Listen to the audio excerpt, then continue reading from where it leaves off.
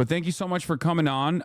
You have been this is a bit of a I told you so moment for you, as well as some others, in terms of like Joe Biden being received in a certain way by like the broader electorate. Yeah. And I just wanted to talk to you about that. And I wanted to talk to you about like how dynamic this race has been so far, almost overnight, and how things changed. But if you want to give a little bit of your background to the people that are in this community that maybe don't read the New York Times, that would be wonderful. Yeah, no problem. I mean, I appreciate you having me on. My name is Ested. I joined the New York Times in 2018. I was at the Boston Globe before that, and I've really been someone who's been focused on trying to cover elections in different ways. You know, when I came to the Times, that was after 2016, where there was a real sense that political journalism had messed stuff up. Leading into that election, you mostly had mainstream political journalism missed the Republican primary, missed the Democratic primary and Bernie's energy, and then obviously not point people to the correct result with Trump's win in 2016. And so I was working locally at the Boston Globe as a city council reporter during that time. And I remember telling myself, like, if I am ever in these positions, I'm going to try to like include more voices, talk to different types of people, and actually reflect the way politics is being experienced on the ground rather than kind of amongst the insiders. And so when I came to the Times, that was really my job. I like covered the Democratic primary with Warren and Harris and Biden and all the others. But really from the basis perspective, I go to Trump rallies a lot and like do things about ways that that conservatism's kind of shifting on the ground. And then I started the Run Up, which is the Times Politics podcast in 2022, which was really trying to take that stuff in audio form. We call it hogwash here, by the way. Just sorry to cut you off, but it's my favorite thing to do. At least is like I love watching Republicans. I mean, we call it hogwash. You don't have to obviously do that, but like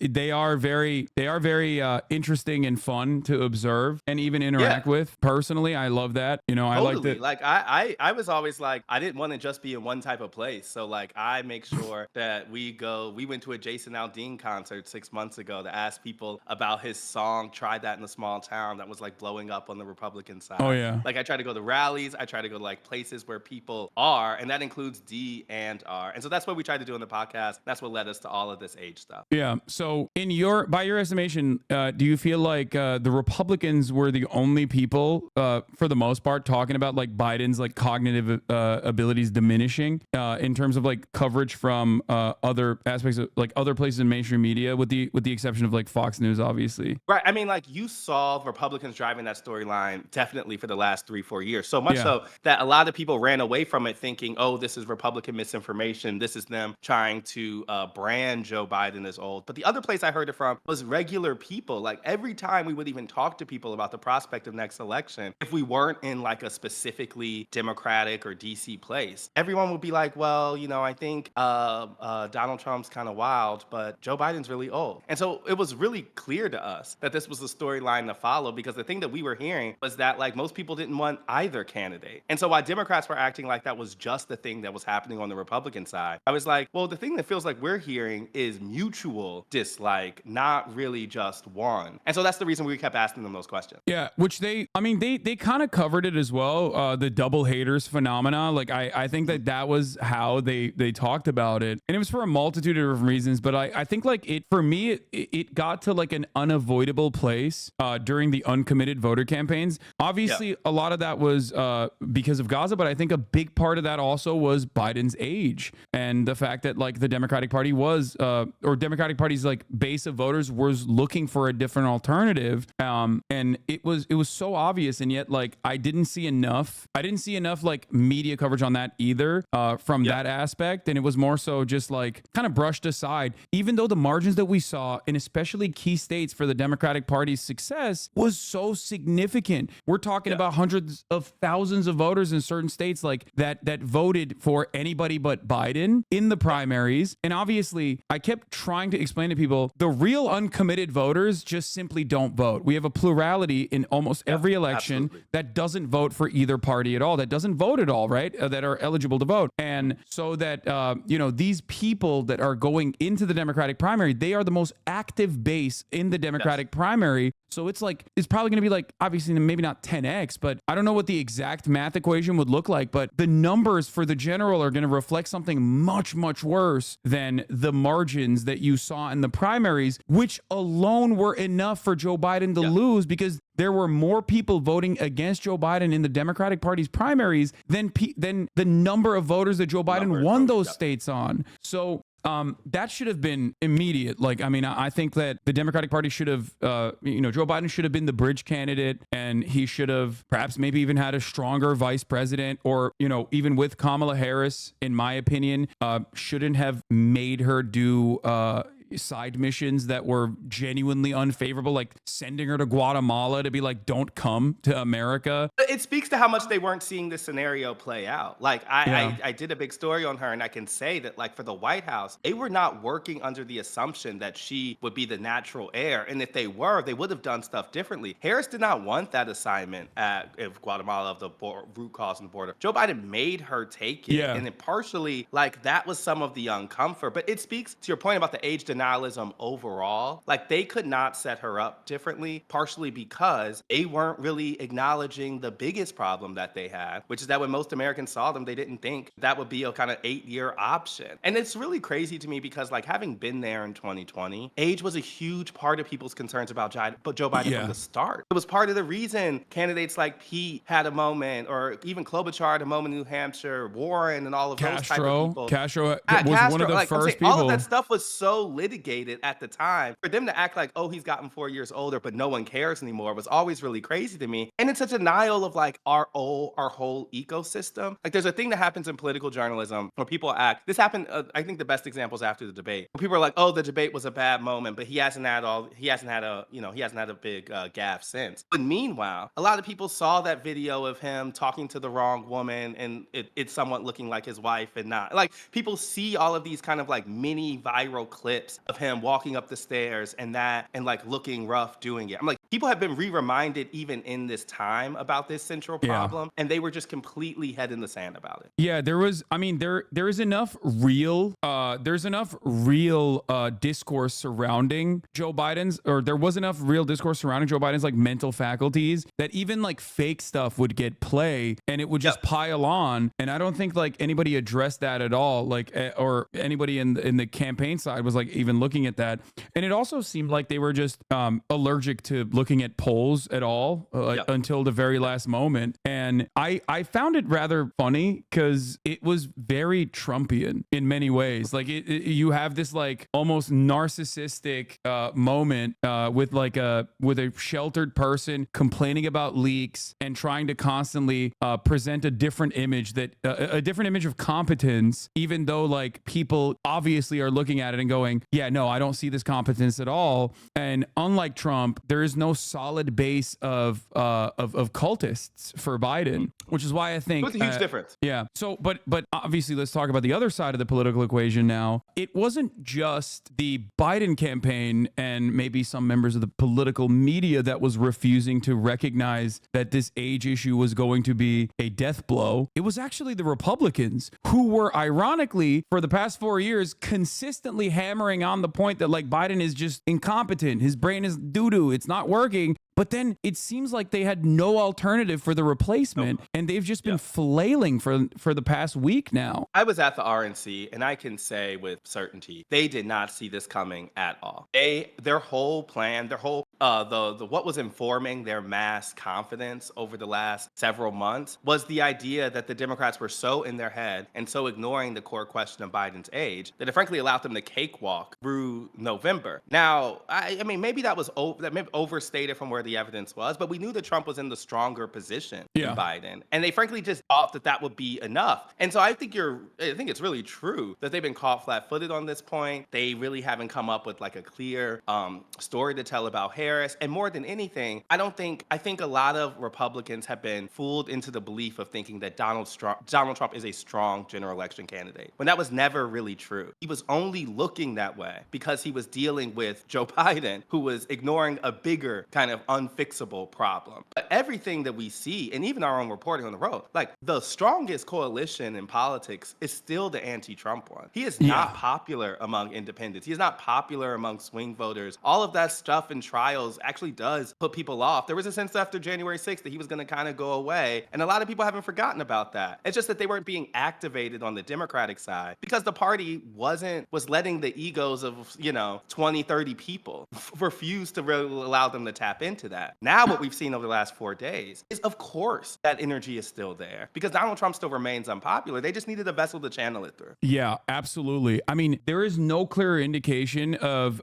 Donald Trump's very apparent ceiling, which Joe Biden also had one, obviously, because these are both people that have uniquely been president at this point. One is the incumbent, the other one was the former president, right? They had maxed out their name recognition and people had made up their minds on them. And there's no greater demonstration of Donald Trump's ceiling than the polling that was conducted after he was shot at. And even I was shocked at like the lack of momentum. And I think it played a role because like he also messed up the RNC delivery where he was just like, oh, I'm going to do unity. I'm going to be more moderate. And I would say the VP pick aligns with that too. Yeah, exactly. Like having JD Vance, who is like an objectively bad, unimaginably unpopular, and also unsuccessful politician as his VP pick. And when I say this isn't just like, you know, my own personal estimation. I mean, he underperformed Trump and the governor by like significant margins in the state of Ohio. You're not supposed to, if you're like, oh, I really want to lock in Ohio, which is a red state at this point, firmly red.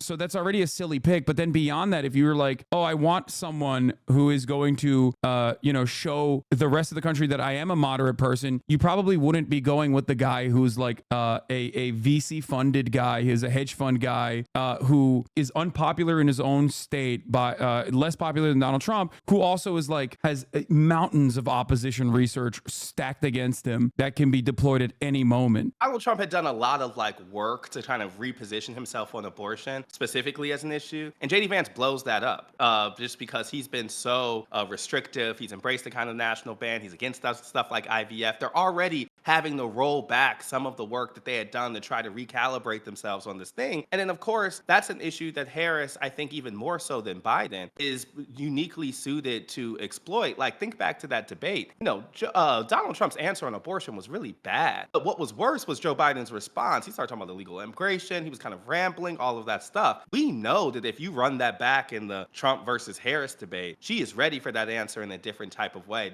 And so I'm like, what Democrats were doing to themselves was also not allowing them to optimize the issues that they are best on, because they had a candidate who was not only old, but was not even a natural messenger on abortion, doesn't like saying the words, and that is their biggest issue. And so this could come down to in November. I mean, there's ways that, I've reported on Harris from a lot of different angles, but all of that stuff is clarified now. I think this is going to be a candidate who basically says Project 2025, abortion, and, and that might be it. That might be the whole terms of what they try to make November about. So, I mean, that's like, if that is the case, then it's, that would require, I think, like a lot of PR and a lot of charisma to be able to drive that conversation. I don't know if Kamala Harris is going to be able to do that. We'll see. It seems like she's capable of doing that, and she has started on that front. One thing I wanted to point to, by the way, is obviously that like one of the narratives that the Republican Party is suggesting is that this is anti-democratic, and they're trying to claim that like the Democratic Party actually behaving like a competent party for once in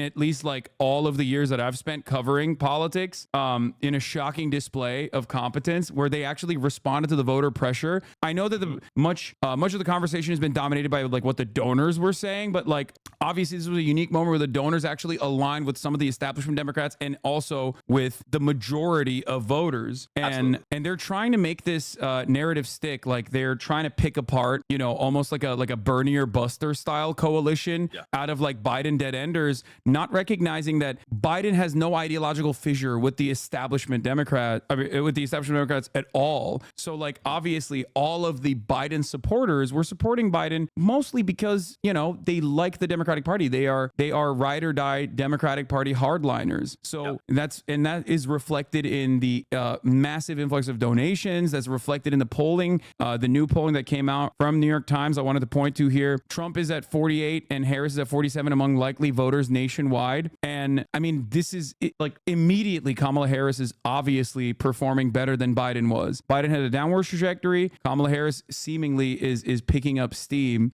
Do you think that is a consequence of a lot of the positive coverage that she's garnered, and that like she will be able to lean on that momentum and activate different bases of support for the Democratic Party that have firmly been in the double hater category? Or do you think that go ahead. Sorry. just think that like people were desperate for a way out of the choice that they had. And so a lot of the energy that I think we're seeing from her is driven by excitement of a party that, to your point, reacted to what was a majority public opinion, even if it took them a year and a half to acknowledge it. I mean, the numbers on people's satisfaction with Biden's decision are crazy. It's like 90% among Democrats, 85% among independents. And I think that is some of the like exasperation that is flowing towards Harris. I mean, the Biden campaign over the last couple years has just treated the fact that people weren't engaged in this election as just a fact, right? But that fact was a responsive to the choices that people had. And so I think you're going to get more engagement. And she doesn't even have to be the sole driver of the message of, if we think about Project 25 abortion or things that Democrats want to push. They are also unleashing surrogates who were nowhere to be found because they didn't want to be associated with Biden. All of a sudden, these Democrats look differently because they have a whole roster of people who are kind of in the shadows because Biden made it kind of untenable for them to do. So I think all of that stuff is there. And I think also, to your point, Donald Trump is coming out of what should be a good period for him. But from the RNC to what happened in Pennsylvania, this should be a moment where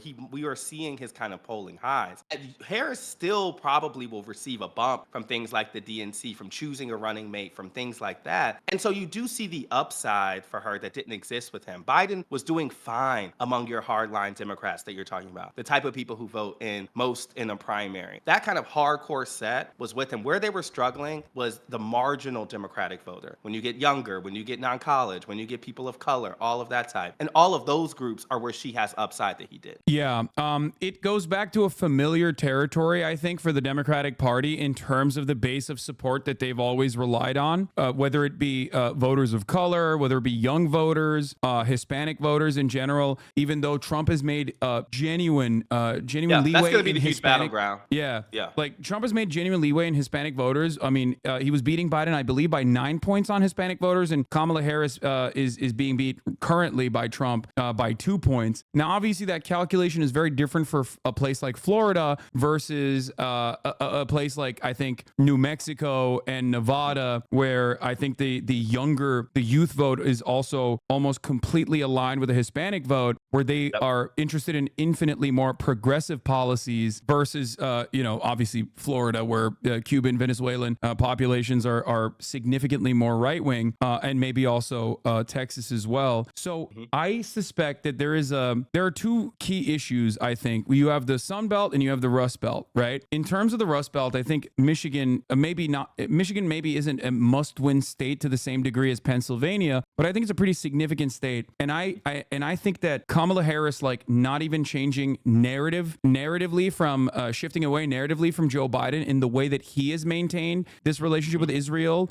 during the past 9 months is going to be a legitimate problem. And I don't think she will be able to win Michigan if she continues along with the same exact, like, almost identical Biden style narratives. Like, she came out with a statement earlier today talking about, like, the flag burners. It's going to be a big thing to watch. Yeah. And for the Sun Belt, I think specifically for, like I said, New Mexico, maybe even Arizona to a certain degree. And I want to hear your assessment on this. I feel like the narrative of capitulating to right-wing framing on immigration and not really combating it, when if we look at the last election, which was also fought on the immigration boundaries, Joe Biden was actually a lot closer to Donald Trump in terms of his favorability on immigration than he is now, because the Democrats basically dropped the more progressive approach to immigration and capitulated to right-wing framing on the matter. And I fear that is also kind of toxic for the younger Hispanic base of support within the party. Yeah,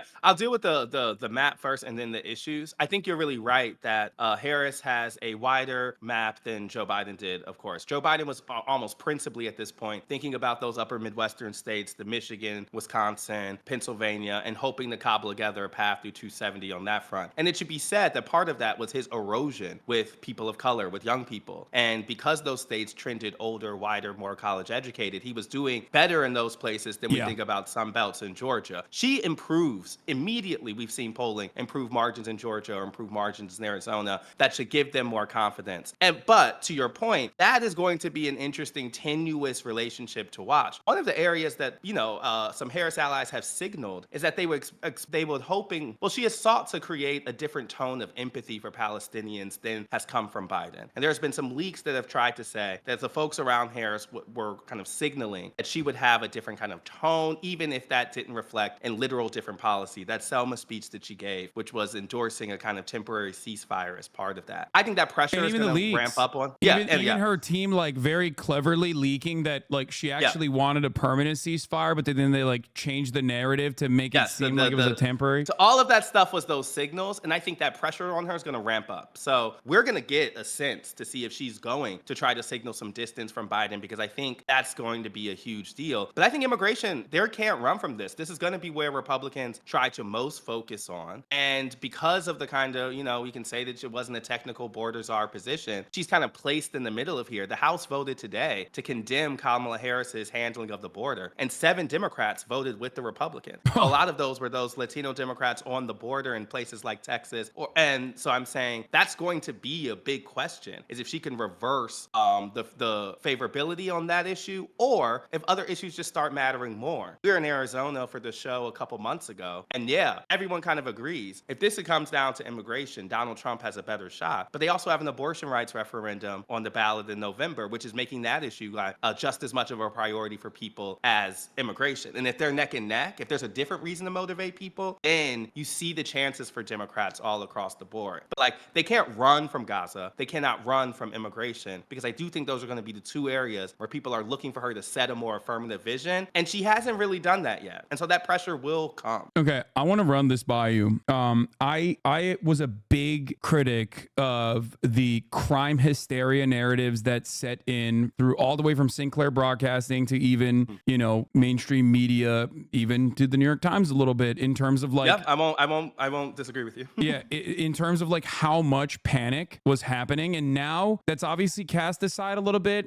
Crime statistics come out all the time. Everyone is saying, well, what's going on? What's the reason why Americans are so fearful of crime, when in fact they keep reporting that their own personal towns and their own personal states are actually much safer, but it's elsewhere. Crime is happening elsewhere. Now, I believe that this hysteria was obviously backed by the media for the most part, and the apps like Nextdoor and Citizen or whatever, and Ring, that was because crime is a constant issue. It's impossible to just have zero crime. That's never going to happen. But when it's in front of you all the time, because it's such an emotional thing, you just have a tendency to assume that it's happening a lot worse than ever before. And beyond that, there's also so much that people associate with crime, homelessness specifically, so much poverty, that makes people think, oh, crime is all around me at all times. I see homeless people everywhere. And those are the 2 reasons, in my opinion, that there was this hysteria. And now I feel, and not even now, but just every 4 years, every 2 years, that hysteria changes to immigration. Donald Trump has tried to repackage this immigration conversation alongside crime and angled it from the perspective of national security, which is kind of new, I would say. It's never been to this degree. Immigration used to be an issue of the economy. They're coming and taking our jobs. That was a common meta. That was a common narrative on immigration. And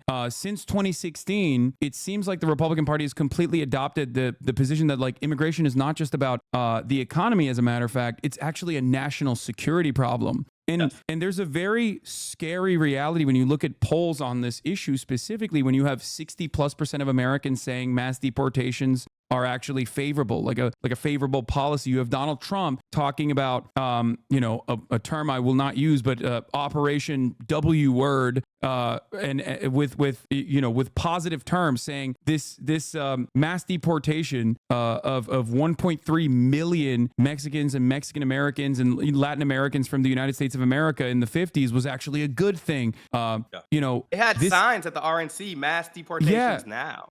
And I think that the Democrats have completely dropped the ball over the course of the past 4 years, especially by not trying to tackle this issue at all and provide a counter narrative to it and address that it is born out of hysteria. Because when you look at the data, and I do see it now with NPR and New York Times and other places, finally addressing the lack of truth and lack of data available to suggest that undocumented migrants are actually responsible for crime at a higher rate than natural born U.S. citizens. and actually talking about how the data suggests that it's the exact opposite, right? And that's like I would say that is like relatively new in terms of the media coverage. And I have not seen a single Democrat, with maybe the exception of AOC when she was on my broadcast when we were watching Donald Trump talk in the Bronx, ever bring that up. And without any sort of serious counter narrative to that lie, like the Democrats are demonstrably going to get destroyed on the immigration front. So this long, convoluted question I have for you is, do you think the Democrats have an opportunity to be able to reframe the message and the narrative on immigration, or is it far too late, or do they even have the interest to reframe the narrative on immigration? Yeah, because I'm kind of the latter.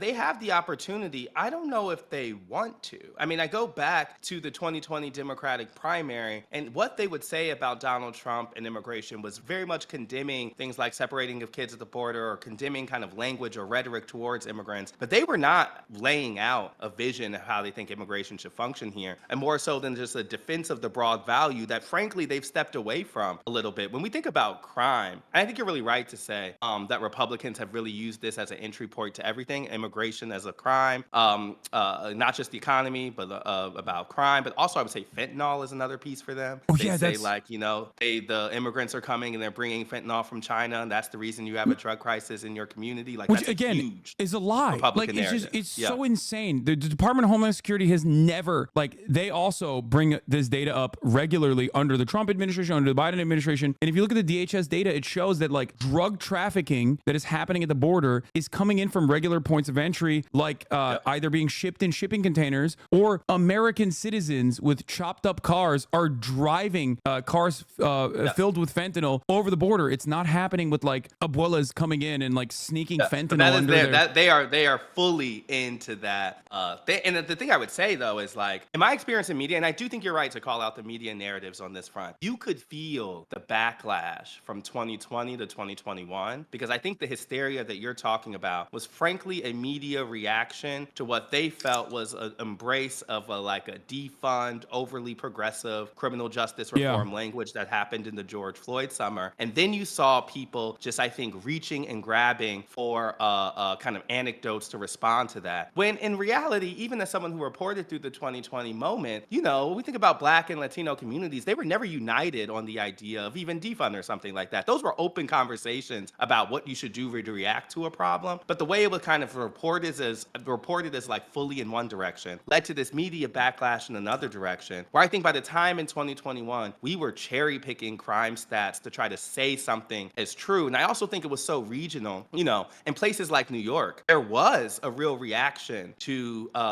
crime, and I think an increase in migrant, what Eric Adams describes as a migrant crisis. There is a reaction to that I think was growing in these places. But then you had some of that written as a fact nationally, when that isn't a fact nationally, nor does it square with we know what the statistics are. And so I do think we need to check ourselves as like a media, as like a reporting on these fronts, because even in the election context, I need to make sure that like what is talked about here is not necessarily what is being talked about elsewhere. And even the border or immigration is experienced very differently in very different places. And so all of that becomes like really true. But I think to actually answer your question, the Democrats have not shifted their language to kind of defend the like kind of progressive view of immigration on this front, because they're not united around that vision. Yeah. If you polled the caucus and gave them a secret ballot, I think a lot of people would agree with more Trumpian language around immigration than we may admit, even among the Democratic Party. And part of that is because I think a donor class, a more affluent Democrat, has also become more conservative on those issues in the last 3 or so years. And so I think it's frankly, I don't know where someone like Harris lands as a response to the immigration charges that are going to come from Republicans, because they have conceded the point of the crisis, and they've conceded the point of like of a thing that we need to deal with in this way. Their only reaction has been, well, Republicans haven't worked with us in Congress. That's been basically it. That was insane to me. Like, I was losing my mind when I watched that happen, when like the supposedly bipartisan bill, which was just a Republican bill, like Democrats in the past have always played tit for tat on immigration. Yep. You get DACA, but then you do like mass apprehensions or whatever, right?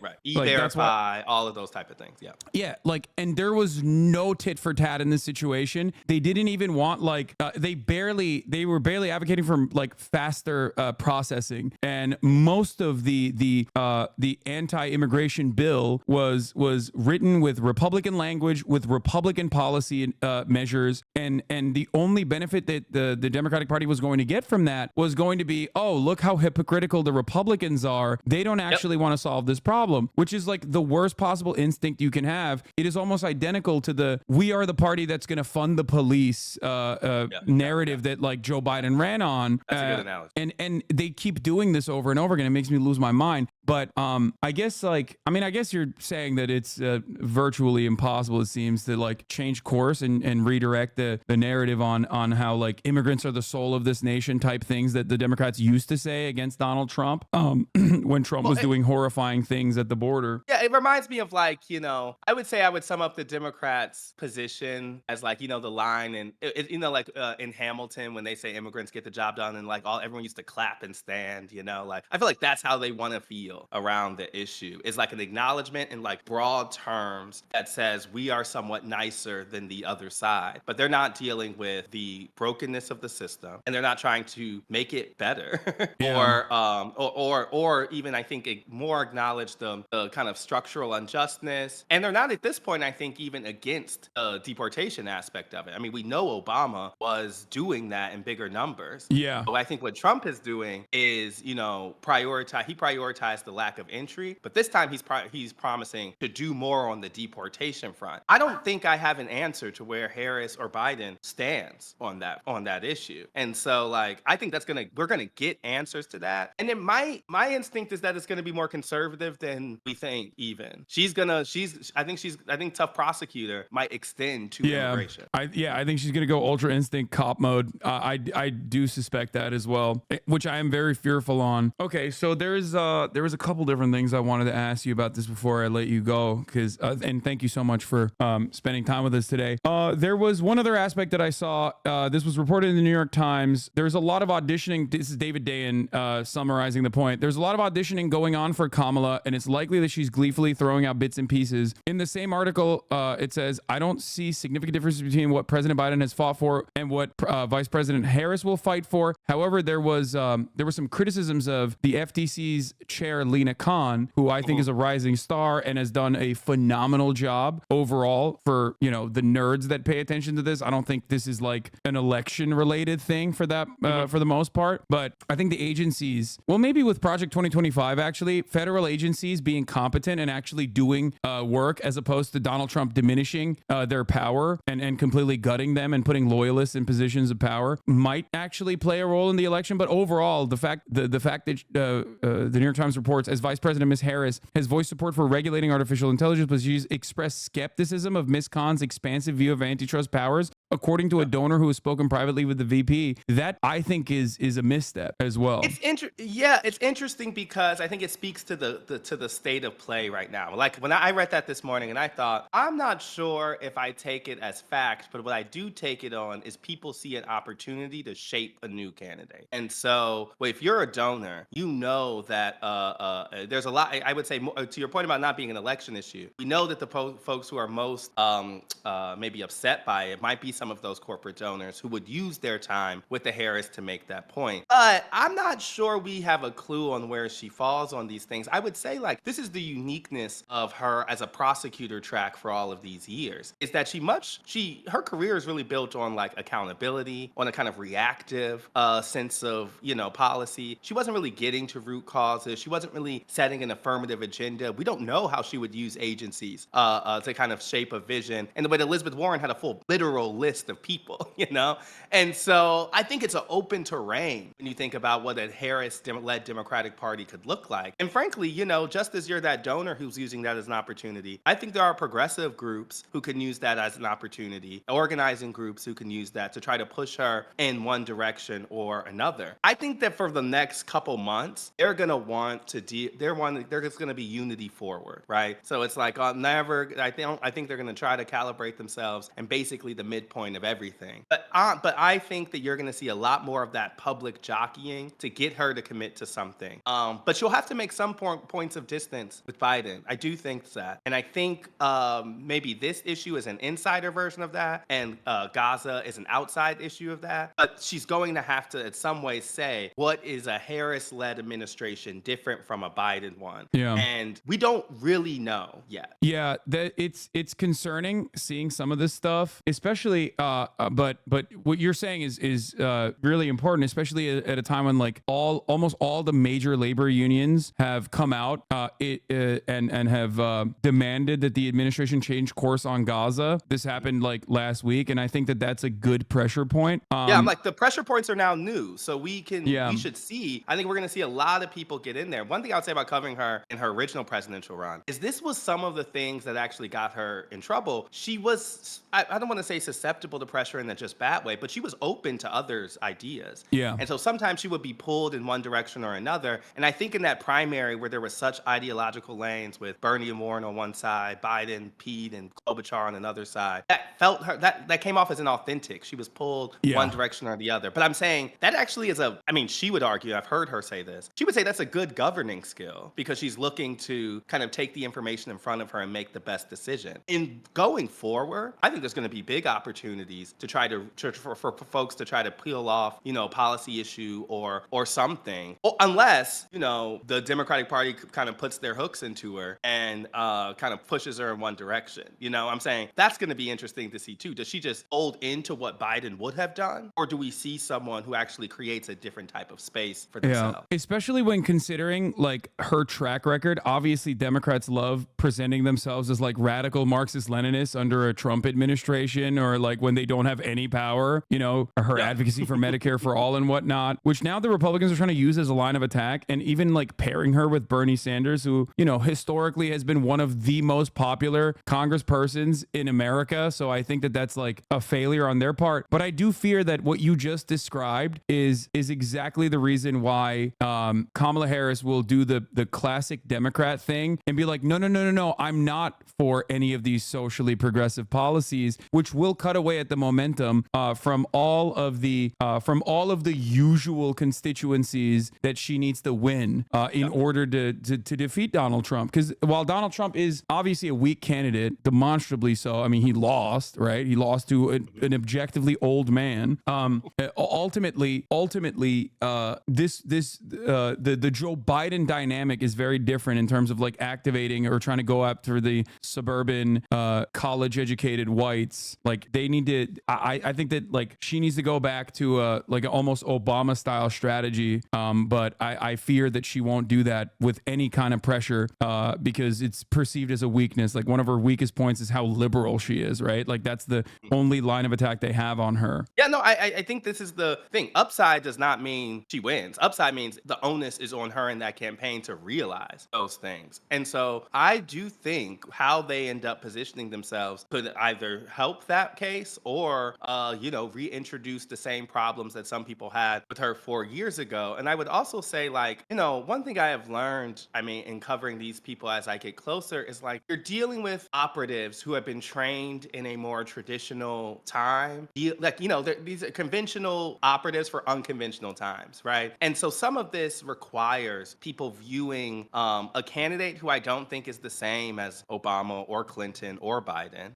in a moment that's not like those either, and asking, do they create space for them to be themselves? There was a period of time when I was the Warren and Harris reporter for the Globe, for the Times, and one thing that really came through was like, there were so many questions about how these women were presenting authentically and all of this stuff, but a lot of those same decisions were coming from men who have run campaigns for 20-something years, and we're trying to impose that view onto this one. And so, like, that's the question I kind of have is, are we going to get a version of her that is actually reflective of something different? Or is this the Biden campaign with Kamala Harris as the candidate? Yeah. And I don't think that would work, to be honest. Like, I think they have to see that the reason they've arrived at this crisis is because the moment demands something different, and actually figure out what that difference is with this candidate. But I'm not confident. I don't know that they're going to do that. Yeah, but that's my read of what isn't really necessary. The demographic math is damn near the opposite. Like Chuck Schumer once famously said, for every one vote we gain in the, for every one vote, every one blue collar vote that we lose in Pennsylvania, we gain 2 in the suburbs. Like that was the math with Biden. And it makes sense with Biden, right? A conservative old white guy that like older voters, more conservative voters can trust, that demonstrates competence. incompetence. And of course, when he was clearly incompetent, that fell apart regardless. So that was a dead end for them anyway. But with Kamala Harris, it's like dramatically different, if not the opposite. This is supposed to be like a vibrant, dynamic, youthful candidate. I mean, I think she presents very young. She's 59, but she looks, in her 40s. And I think that like aesthetically, that matters for voters, especially when compared to Joe Biden and how old he presented. So, so we'll see what, we'll see what occurs on that front. But one thing I wanted to ask, because you were closely following these candidates, do you feel like do you feel like it was more so political posturing and wanting to present herself as a progressive candidate when she was actually signing on a lot of progressive measures when she was a California senator? Or do you think that there's like a genuine ideological lane for her? Because you did mention that she's kind of malleable and sees that as a strength, which is like, again, very Democratic Party to be like, no, I find myself in the center. Almost ironic enough, it's very much like Joe Biden and his entire a different career. view of like how where center is, but a similar, he was kind of doing center in terms of bipartisanship in DC. And I think she was kind of doing center between a overtly liberal, like a moderate liberal and a San Francisco progressive. And she was kind of finding that. Yeah. But her Smart on Crime book, that is like her formative progressive, kind of formative prosecutor book, is a advocacy for the middle, for the liberal middle, for representation as being a way to impact change from the inside, but definitely working within the confines of political structure. So like that is who she is. To your point about why was the Medicare for All happening? Why was the kind of progressive flirtations happening? I think like the real answer is like there was a fundamental misread of the electorate by most Democrats going into 2020. And I think they thought, and this has benefited Joe Biden hugely, because they thought that there had been a kind of page turn on some of the traditional issues. And so you were frankly trying to engulf some of Bernie, but one step back, I think. And so that led people to sign up for Medicare for All in that 2019 year into 2018. And she was the first person to do that. And part of that was posturing against what they thought was going to be Bernie, Warren, other people taking them on. And so when she gets in the race and it becomes very clear that her principal problem was not Bernie Sanders, but was that Joe Biden was sitting on black voters of the South, I think there was a big kind of recalibration among those people who kind of assumed the primary was moving in one direction. The other thing I would be like is it drove her away from her authentic message, right? And so the Bernie race of 2020 always made no sense to me, because if you're a voter who's trying to find the most progressive candidate possible, you're gonna vote for Sanders. You're like it was a losing rat race in my opinion. And so the thing, Warren was trying to do an establishment version of that progressivism, but the others were just kind of picking and choosing individual issues, and that was never rounding out a full lane that people could understand and the full story about a candidate that you can understand. And so it didn't surprise me that in the end we fell back with the people who knew their stories most clearly: Joe Biden, Bernie Sanders. As a journalist, when you're asking these people some questions, I know Bernie, Biden, and I would say Warren returned back to kind of a core of what they think is wrong in politics. Even no matter the answer, they know kind of the premise in which they're working from. You never really got that with Harris. You felt her thinking and kind of wheels spinning in real time to try to find what she should say. I don't think that's gonna work this time around. And so, she has a lot of issues that are more naturally in her wheelhouse. I think the Dobbs decision clarified stuff. Oh, yeah. Like she now can own being a prosecutor because that's easier to do with Trump on the other side. So that stuff is all helpful. But when it comes to immigration, when it comes to some of this stuff, what is going to be the story that she tells about root causes and fixes? That's still where my head is, because she hasn't been answering those throughout her career. She has not answered those questions well. Yeah. Okay. Last question for you.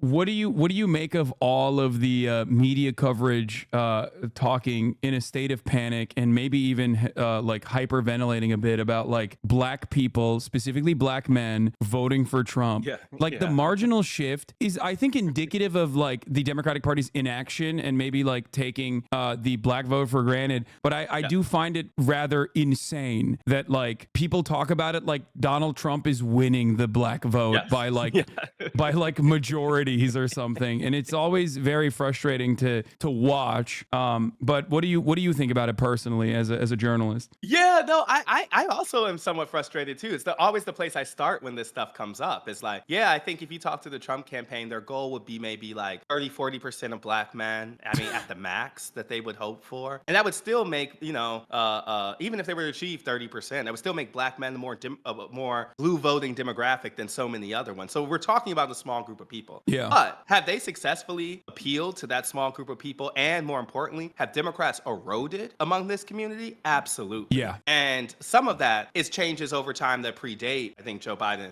There was a drop off since 2012. There's lack of party identification that's more true of young black voters.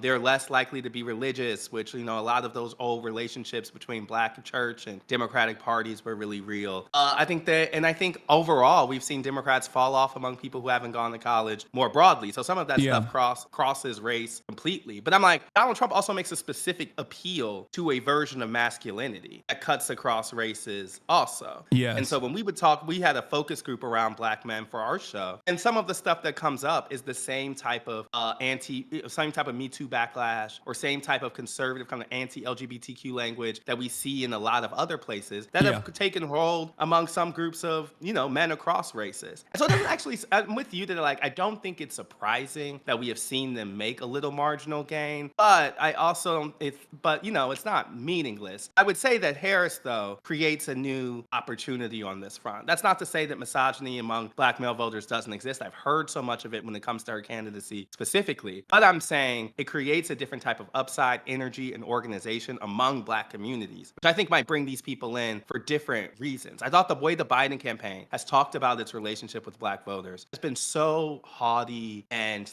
has been very, I think, paternalistic for a while. And what the evidence tells us is that they do well among your most committed type of older black Democrats. And that was always where they were most doing well. They were never doing well among sub 40 black voters, even back in 2020. Oh, so that's actually one thing I wanted to bring up. The only interesting piece of analysis I've seen on this is proximity to the civil rights movement. The further you get away from that, which is obviously one of the most consequential gains made by the Democratic Party for black Americans, the less the further you move away from that generationally, the less likely you are to have any kind of commitment or loyalty to the Democratic Party, because the modern Democratic Party has done nothing for you. And sure, there's always a defensive posture and church networks and everything that you just mentioned, but beyond that, there is no reason for a young black voter to make the calculations about harm reduction that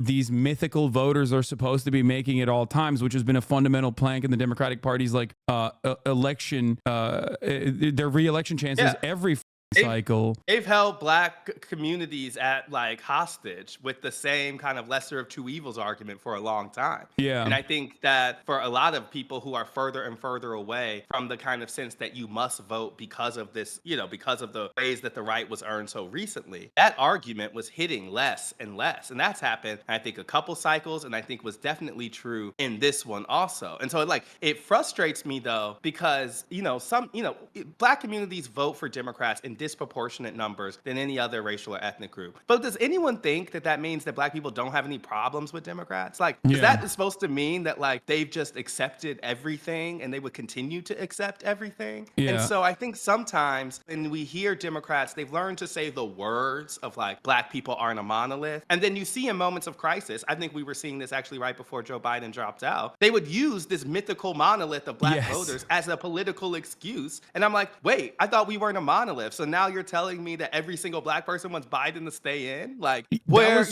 make sense. that was extra gross because the replacement was a black woman. So they were oh, you're racist for thinking that a black woman would be a better candidate than the old white guy. That was so insane to me when they try to do that. But the other thing God, there was another thing that I wanted to talk about. It's the hyper focus on black men where people will be and I think liberal commentators even at The Root and stuff do this too sometimes, no disrespect, but they'll be oh, black men have a homophobia problem, and it's have you seen white men that's why I say it's a cross racial it's just group. not a thing. The hyper focus is silly because ultimately it is reflected in every demographic, so it always feels odd to me when black men specifically are put under a microscope for being like Trump voters and like very conservative. And it's like, dude, that's the rest of America, the rest of American men. You see this across men of like all types, more likely to be business owners, one to feel less dependent on government, gun owners. Some of these conservative qualities just have a higher percentage of men. So especially when Donald Trump is making a more forward masculinity appeal, I think it's no surprise he drops off among women. And it's no surprise that he raises among men of a lot of types. I think on the black point specifically, one of the things that sticks out is there's a huge gulf between the black political class and the unity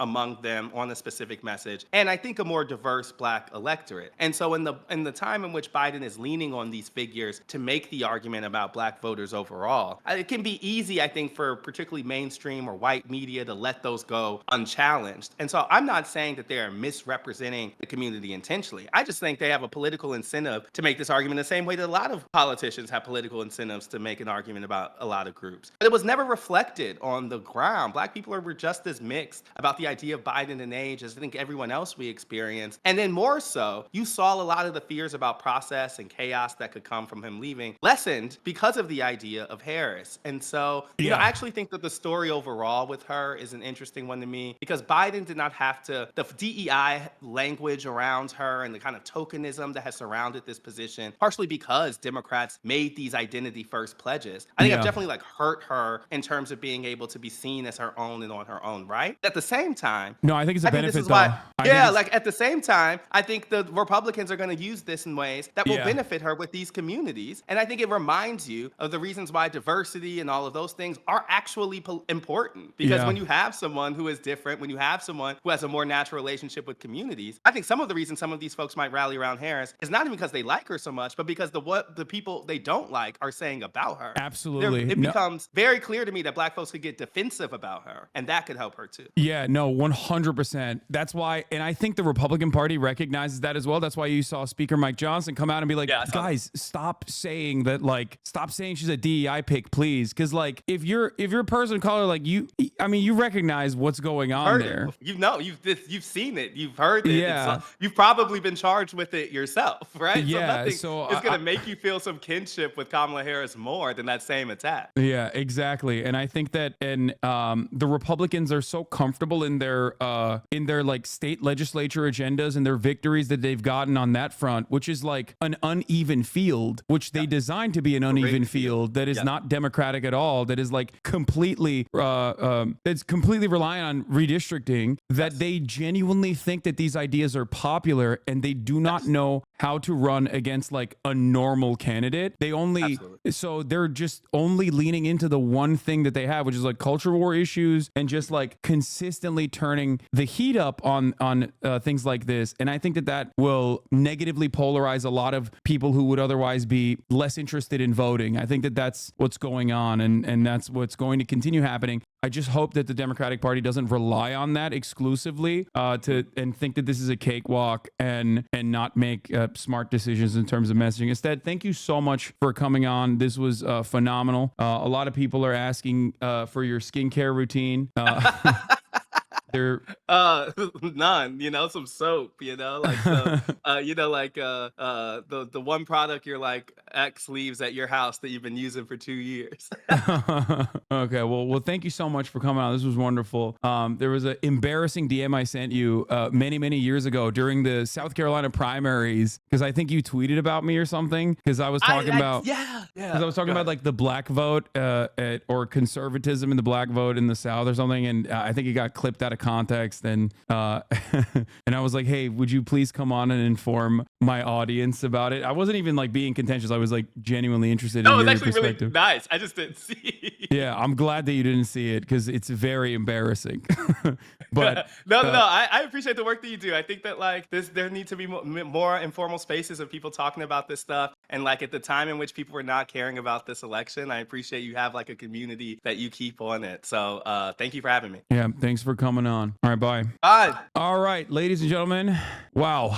What an incredible guest. What an incredible guest. That was phenomenal. I love it when you have journalists on, super informative and entertaining as well. Seeing you kind of out of the streaming bubble. Great guest. Yeah, that was Ested from the Run Up podcast of the New York Times. And yeah, Ested Herndon.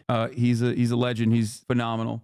Great work overall. I like having journalists on who know what they're talking about, because it's I think it also like reiterates some of the points that I make with, like, from a position of authority to a certain degree. Sucks that he's a Spurs fan though. Is fine. Okay. And remember, this is why I love this is why I always say, like, look, I criticize the New York Times all the time, but that doesn't mean that there aren't, like, people doing very good work at the New York Times. It's still one of the most most significant aspects of journalism that happens. Spurs are the proletariat team of the NBA, not like you West Coast elitists with your Lakers or Golden State. True. Can't believe New York Times would employ anyone that isn't a Knicks fan. I don't think that's how that works. Oh, he's talking about Tottenham Spurs. Oh, you guys, I thought you were all right. Anyway,